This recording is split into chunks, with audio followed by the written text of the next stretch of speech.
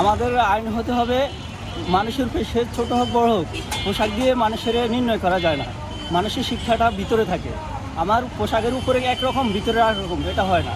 তো আপনি সবার প্রতি আইন ওই রকম হতে হবে যে সিসি ক্যামেরার বাইরে ওনারা আড়ালে ঘুষ নিচ্ছে, আর কাজপত্র ঠিক থাকার পরেও আমরা নিজেরাও দেখি। আমি সিকিউরিটি গার্ডে চাকরি করি, তো পাশাপাশি গাড়িও চালাই।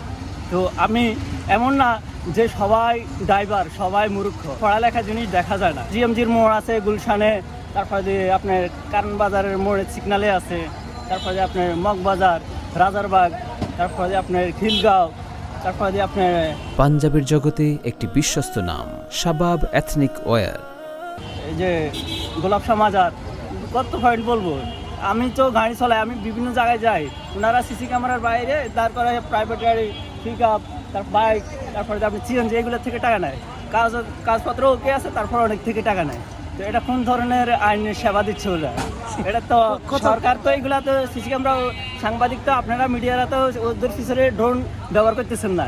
আপনারা দেখতেছেন যেখানে যারা পান সেখানে প্রশ্ন করেন। এখন সবার তো সব কিছু জানা নেই। 2000ও নেয়, 1500 নেয়, 500 নেয়। যে অটো গাড়ি ধরলে 400, 1500, 1200 টাকা নিয়ে এই যে পুলিশ প্লাজা, যেটা বাস্তব। এখন আপনি জাম্পিনও নেন একরকম, কথা বললেন একরকম, কাজ করেন একরকম।